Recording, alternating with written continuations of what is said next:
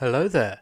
Today's What If video will be answering the question, what if the Council showed up to defeat the Emperor upon the second Death Star? Now this video takes into consideration two of your comments, which I'm very thankful for, as the second comment has the Council appearing through the world between worlds. Now that is a great idea for this style of video, as it doesn't impact any moment up to now, as much like Ahsoka in Rebels, when you think the characters die, they are just merely hiding out in the world between worlds, waiting for the right moment to strike. To set the scene, picture Luke and Vader, lightsabers crossed, in front of the Emperor, cackling away as he turns father against son. The battle plays out like normal, with Luke eventually standing over Vader, missing his hand. I'm a Jedi like my father before me. Suddenly, these mysterious dark portals were created by Vader as he reaches out to the light one last time. Hope. Windu, Qui-Gon step through the first portal, Kenobi, Yoda the second. Jedi Masters out of nowhere to help fulfill the Chosen One's prophecy. The Emperor's looking worried now. It can't be, Master Jedi. Kenobi runs straight over to Vader. It's not over yet, my young apprentice, and hands him his old lightsaber. This time, try not to lose it. Green saber, purple saber, blue sabers, more green sabers. There is a flash of colour in what was once a dim-lit room. Foolish Skywalker. In an attempt to escape, Palpatine drops down from his seat onto the lower level and dashes across to a door that's just revealed itself to the side. Suddenly, Palpatine's red-clad guards appear out of the lift and the other areas on their level. Windu and Yoda are strong enough to hold these back, however, it is not with any ease. Luke, his father Anakin, Qui-Gon and Kenobi proceed through the dark door. The door that appears to lead to nowhere but empty space from the outside leads into a rocky terrain room that bends round to the left and the right. Foolish Jedi. The Emperor's cackle comes from the left, which is where Luke follows his father, where Qui-Gon and Kenobi explore the right side of this small cavern. Following Kenobi and Qui-Gon for a second, as master and apprentice one last time follow the path, they approach vats which appear to contain humanoid life forms. Upon closer inspection, it appears to be a clone of Luke Skywalker, as they see in the centre of the room is Luke's chopped off hand, the hand he lost to his father a few years ago during the events of Empire Strikes Back. However, these clones aren't identical to the young Jedi and have different genetic mutations, each with a unique spelling of his name.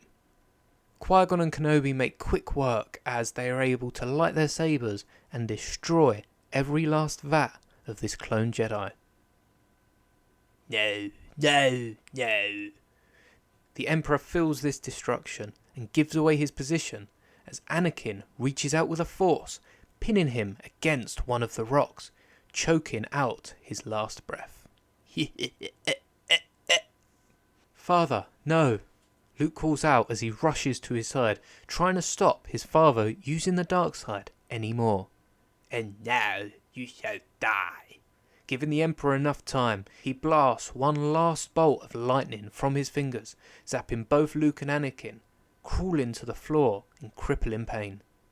Now obviously Vader's suit wasn't set to withstand any amount of lightning, as this was the go-to torture method of his master. But as they lay there, crippling in agony, we cut to the outside. As X-Wings, Y-Wings and the Falcon fly past, they have finally destroyed the Death Star 2. Don't forget the rest of the rebellion here is trying to work in blowing up this space station, and unaware of the Jedi Masters that are currently mid-battle in the throne room. As the Death Star explodes, we cut to Yoda and Windu just finishing off the last of Palpatine's guards. With the Force, they reach out much like we see Grogu in The Mandalorian, casting a giant bubble around them and the room, hoping to have saved the other Jedi Masters, enabling them to defeat Palpatine one last time. Qui-Gon and Kenobi finish destroying the clones and getting rid of any evidence, anything that people can use in the future, making sure not a single piece of data remains on the broken Death Star. As the Emperor is still zapping Anakin and Luke, bolt after bolt, Anakin rises, his prosthetic limbs now falling behind as his suit has been torn apart by Palpatine's lightning. There appears to be a glow to Anakin as he is barely able to rise upon his broken limbs. And suddenly, out of nowhere, a flash of blue, and Palpatine has been impaled, his hatred causing his blindness. And the lightning soon stops. Luke sits up, Anakin having dropped next to the Emperor, motionless.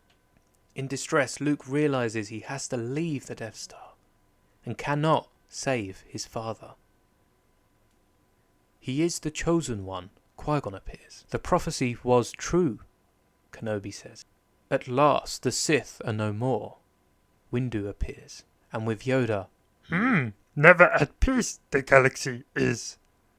Luke stands as the four masters are struggling to hold the last pieces of the Death Star together. Then I will not be the last Jedi.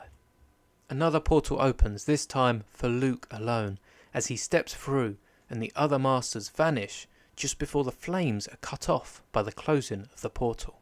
Over our time may be, but with you always we will be, Master Skywalker. The last words of Yoda as the masters vanish.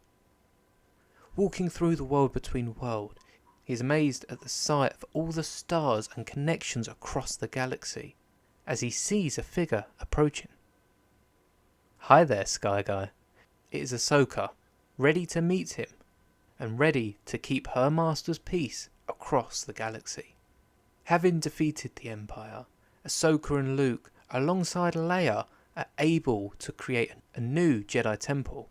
This time one that doesn't get involved in any politics, separate from the happenings of the New Republic, raising the Jedi of the future with only one goal in mind: balance. At least for now. Now, before I finish this video, I'd just like to cover how I think the Masters would return through the world between worlds, as it is a great theory. When Windu is chucked out the window by Anakin and Palpatine's attack, a portal would open during his fall, and as we know he would survive the fall, he falls through the portal and ends up in the world between worlds, watching the galaxy from afar until his time to fight. When Kenobi disappears to Vader, instead of him being struck down, a portal would open, so as his cloak falls, he is drawn out to the world between worlds. This would just fuel Vader's confusion and perhaps would lead to him studying this, as after his Padawan and Master have exited through such portals, he would want to explore this strange phenomenon.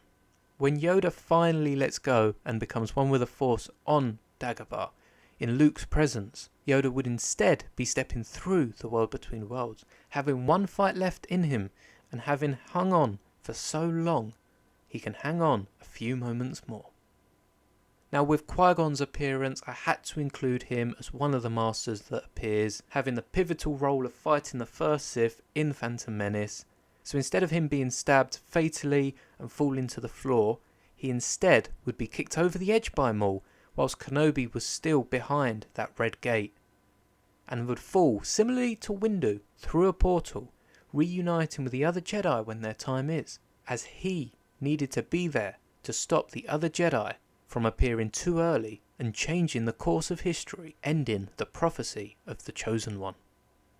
This was a great theory, and especially with the inclusion of the world between worlds, really does change it, allowing all the Masters to be there, and whilst Palpatine does perhaps still have the ability to cast himself into a clone, at least this time the Chosen One prophecy was fulfilled by more than just Anakin, and the Masters were around to see his redemption. Thank you for watching, and let me know what other what ifs you want to see in the future. I have a few lined up, and I do have the thumbnail for next week's, so it'll be on screen now. Hope you're excited for it. Until then, may the Force be with you, always.